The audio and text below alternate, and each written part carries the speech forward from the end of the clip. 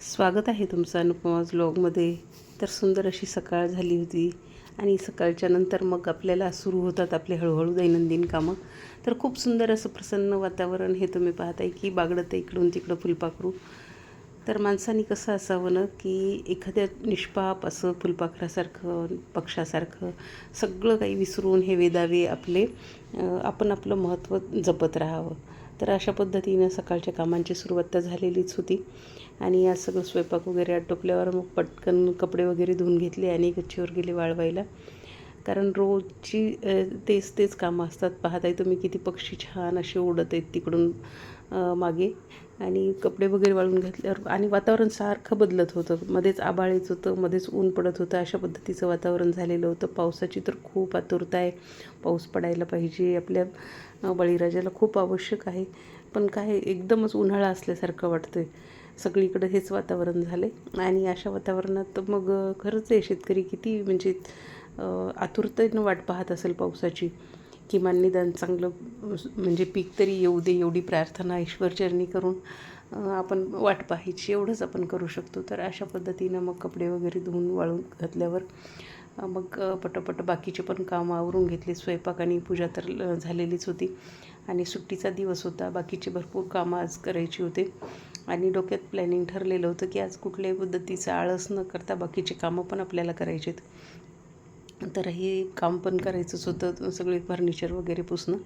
तर हे करून घेतलं. त्यानंतर याच्यावर मार्करनी खूप काही कियांशनी लिहिलेलं आहे ते पण पुसायचं होतं. पण ते काही आज एवढं गडबडीत मी काही एवढं स्वच्छ करत बसली नाही.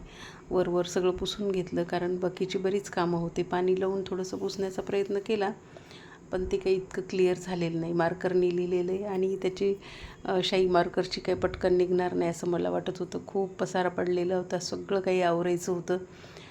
कारण रोज इतकी घाई असते प्रत्येकाची की कधी असं होतं की कपडे घड्या करायची राहून जातात आणि प्रत्येक माझ्या मैत्रिणीचं हेच होत असेल. कपडे तसेच पडतात आणि रिकामी खुर्ची झाली की मग कॉटवरून परत खुर्चीवर हे म्हणजे कपड्यांचा कधी प्रवास सुरूच असतो. तशाच पद्धतीनं माझाही होता आणि ते करायचं होतं आज. तर सगळं डोक्यात ठरवलेलं की आज पूर्ण काम झालंच पाहिजे. आणि हे पुसत असताना मध्ये की असं सुरूच होतं कारण त्याला परत तिथं काहीतरी करायचंच असतं. आपण पुसलं तरी परत त्याचं ते पेंटिंगचं काम करायचं सुरू असतं. तर अशा पद्धतीने सगळं काही करून घेतलं होतं आणि डोक्यात होतं की आता परवाच राखी पौर्णिमा आहे. आपल्याला बाहेर पण जायचं आहे आणि काही अशा गोष्टी होत्या की सोनाराकडं जायचं होतं.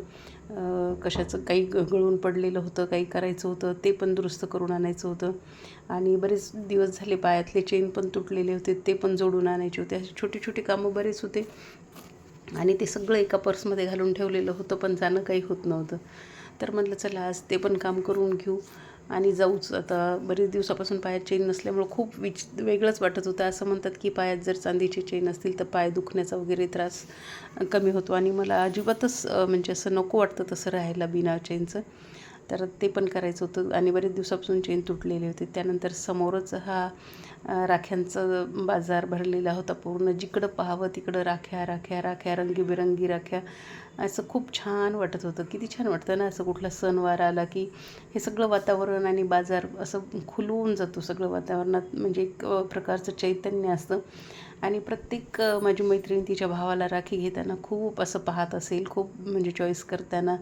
कारण मनामध्ये खूप काही अशा असंख्य भावना असतात की आपल्याला आपल्या भावासाठी अशी राखी घ्यायची, तशी राखी घ्यायची आणि खूप सुंदर राख्या मार्केटला आलेल्या होत्या. पाहत होते मी आणि त्यात मग देवांशला आणि कियांशला पण थोडीशी काहीतरी वेगळी घेऊ म्हणलं राखी आणि हे देवासाठी गोंडे पण घ्यायचे होते. खरं तर मला हे गोंडेच खूप आवडतात. देवाला घेते तेच, पण आता राखी वेगवेगळी खूप सुंदर येते तर चला म्हटलं राख्या पण घेऊया. आणि हे कियांशचं मध्ये करणं सुरू होतं. छोट्या मुलांच्या पण खूप आकर्षक अशा राख्या मार्केटला आलेल्या होत्या. तर म्हटलं चला पाहूया. तर कारण मुलांना तर आकर्षण खूप असतं वेगवेगळ्या सगळ्या गोष्टींचं, रंगीबेरंगी गोष्टींचं. अशा सगळ्या ह्या राख्या पाहिल्या. भावांच्या राख्या घेतल्या, छोट्या मुलांच्या राख्या घेतल्या, देवाच्या राख्या घेतल्या अगोदर. हे सगळं करत असताना मग मी माझ्या भाचीला पण राखी बांधत असते. तर ती पण मला पाहायची होती. दोघी भाच्यांना बांधत असते. तर मग ते पण पाहायचंच होतं. तर अशा खूप सुंदर पाहत आहे तुम्ही. किती छान असं रंगीबेरंगी सगळं बाजार असा खुलून गेलेला होता. प्रत्येक म्हणजे माझ्या मैत्रिणीच्या महिलेच्या मनात एकच भावना असते की मग माझ्या भावासाठी कोणती राखी घेऊ. आणि म्हणजे किती घेऊ, म्हणजे तिला राखी घेताना किंमत वगैरे असं ह्या गोष्टीचं काहीच वाटत नसतं. तर हा जो मारवाडी धागा म्हणतो याला, तर हे पण मी माझ्या भाच्यांसाठी वगैरे मला घ्यायचंच होतं, ते सगळं घेतलं. आणि राख्या वगैरे घेऊन मग मग जायचं होतं बाहेर थोडंसं अजून. तर अशा पद्धतीने जिकडं पाहावं तुम्ही पाहताय किती सुंदर सुंदर ह्या राख्या दिसतात. राखीचं म्हणजे महत्त्व पण खूप आहे. आणि राखी असं म्हणतात की पहिल्यांदा बळीराजाला महालक्ष्मीने बांधली होती. त्यानंतर मग मी आले होते माझ्या माहेरी. हे मोठा मारुती संस्थान आहे माझ्या माहेरी इथं. म्हणजे माहेरचं माझं ग्रामदैवत. इथं ज्ञानेश्वरी सप्ताह सुरू होतात, ज्ञानेश्वरी पारायणाचा, आणि आज त्याची सांगता होणार होती. तर मग दर्शनाला जायचं होतं. हे सगळं माझ्या माहेरचं वातावरण इकडं. आणि त्यानंतर मग मी घरी आले इकडं आईकडे माझ्या.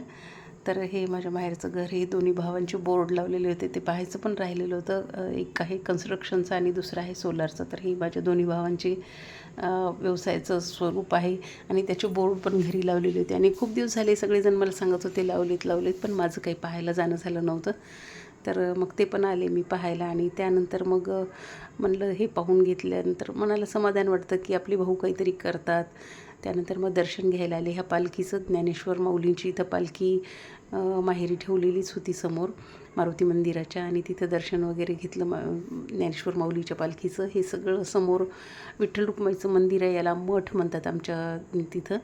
तर हे विठ्ठल रुक्माईचं मंदिर आहे. तिथं तुकाराम महाराजांची मूर्ती, अशा मूर्त्या सगळ्या आहेत. ज्ञानेश्वर माऊलीचं इथं सप्ताह सुरू होता.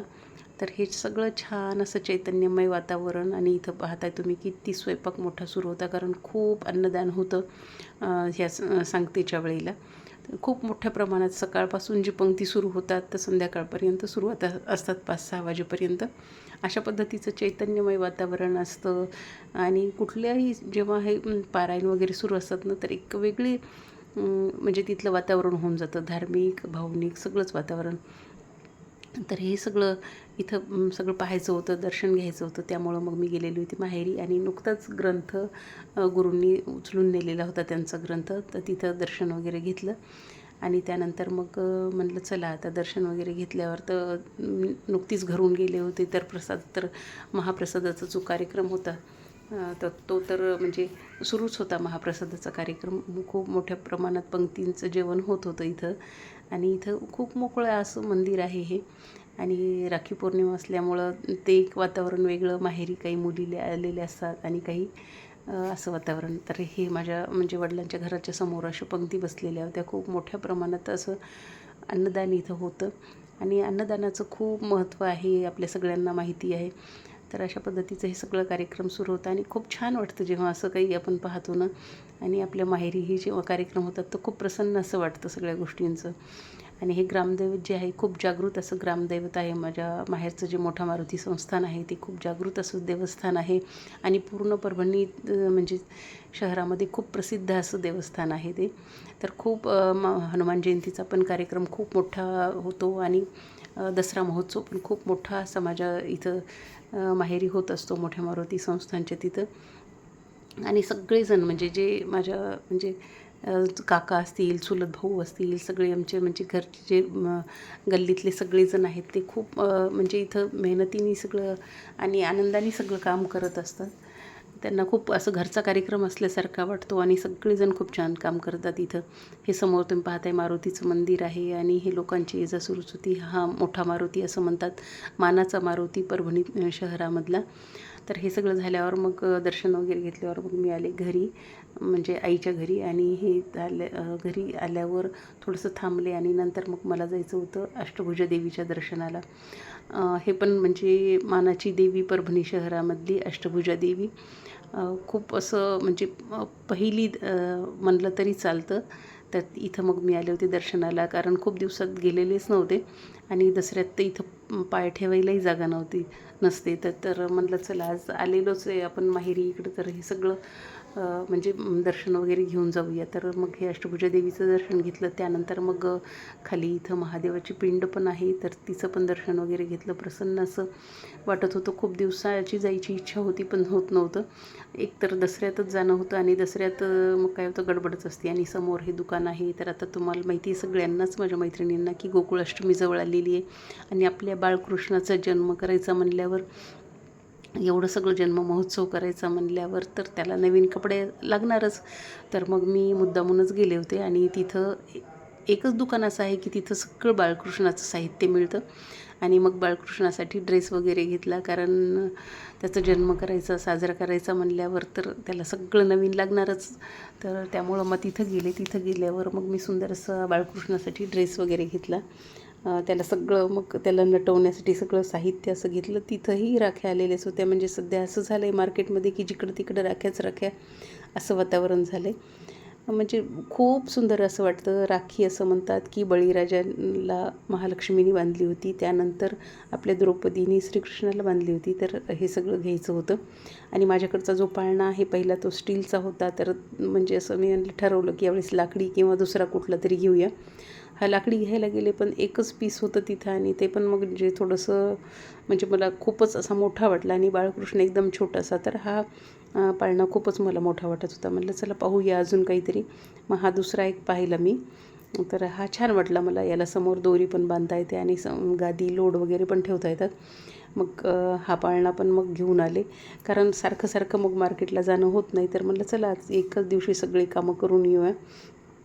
तर हे पण सगळं घेऊन आले, कारण परत जायचं म्हणलं की एक दिवस असं मुद्दामूनच बाहेर जावं लागतं.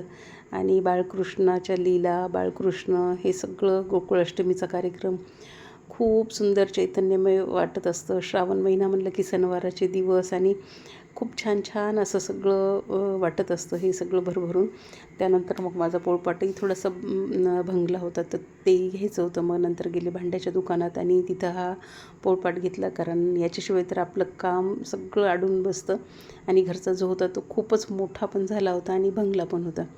तर हे सगळं असं सगळं साहित्य घेऊन आम्ही आलो वापस. माझ्यासोबत होता माझा भाचा आणि अशा पद्धतीने आमचा सगळा दिवस गेला. तर तुम्हाला कसा वाटला माझा आजचा दिवस नक्की सांगा.